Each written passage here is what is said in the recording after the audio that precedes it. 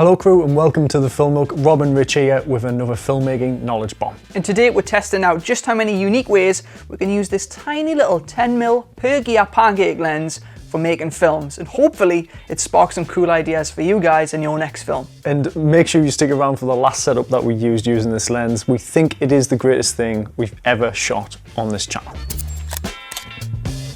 So we've got the Pergear lens set up as a close-up right now, and it's making this scene look a little bit crazy, look a little bit strange, but that's what we want because I'm putting this bomb together. I'm clearly playing a crazy character. So this is purely an aesthetic look that we want maybe for just this scene in the film.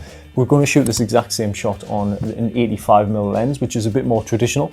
And you could keep, everything in your film like that.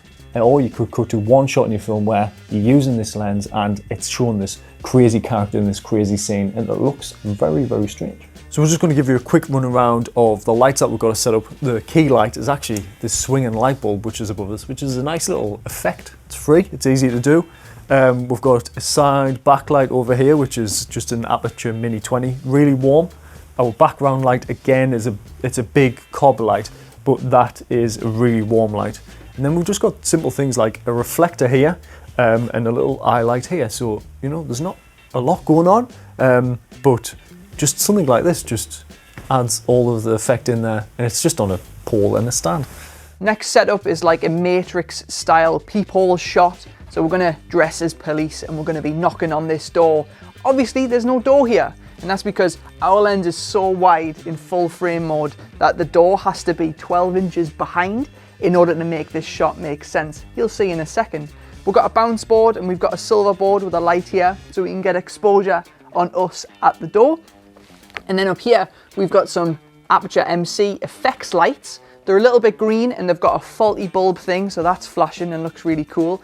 And then because the room is so dark, we've set up our big powerful light with a shed load of orange gels. So we got an orange background light. And then just to capture a little bit more of the detail in the shot, we've gelled up this as well to match the background light. This is a Mini 20, an Aperture Mini 20, and that's a side light just to make sure that we're away from the background. Police, open up. We know you're in there, Rip-Off Ricky. We know you stole all those women's shoes. Knock the door down. Right, hold on. We just want to say thanks to our supporters over on Patreon, actually. If you like what we do here and you want to support us, we've got things like a community Discord page, we've got bonus filmmaking episodes, and we even do one-on-one feedback sessions on things like your script or your edit. So head on over to patreon.com/The Film Nook for more info. And thanks to our patrons. Right, let's have a quick run through of all the specs of this camera lens. Let's get it out the way. So first of all, it's 10mm, but it is an APS-C lens. So if you put it on a full frame camera, such as a Sony a7S, it is gonna have some vignetting. If you put it into APS-C mode, like on a Sony a7S, it's the equivalent of 15mm. If you compare it to something like our 35mm lens, it is absolutely tiny. It's actually smaller than the back cap, which is crazy. And because it's so small, it doesn't even have a focus ring. It's got this little handle here. But honestly, because it's so wide and the fact that it's an f8, you're probably not going to be using it for those really nice, smooth rack and focus shots. The good thing is it does have a metal body, so it's going to survive a little bit of rattling around in a camera bag if it does get loose. Although saying that, if it gets loose, you're going to lose it in your camera bag. Like, look at it, it's absolutely tiny. And for you gear nerds out there, we've shot this lens compared to all the other lenses that we use so you can see how the focal length changes a human face.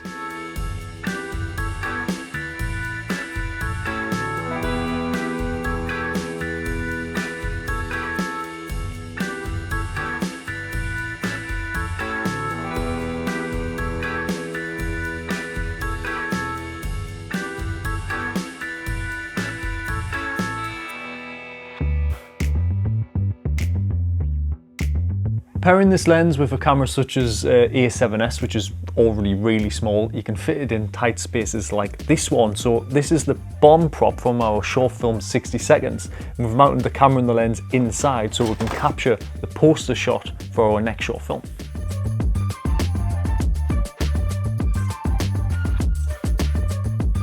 It looks like a poster now, doesn't it? Yeah. That's cool. The timer underneath. If you want to watch our short film 60 seconds and how we made it, we've added links in the description below so you can find out all about it. The very first thing we thought of when we saw just how wide this was a 90s cheesy hip hop music video. So we've costumed up, we've got every single light out, and we're going to shoot the maddest music video of all time!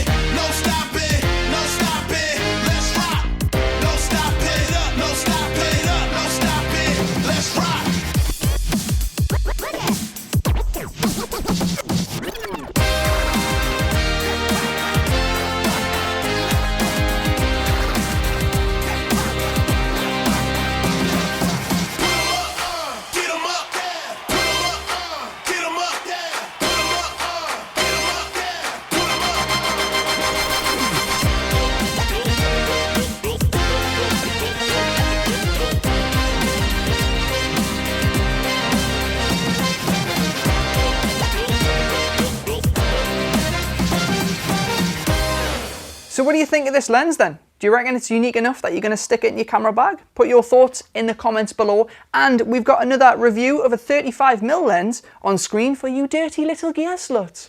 And that's been another filmmaking knowledge bomb.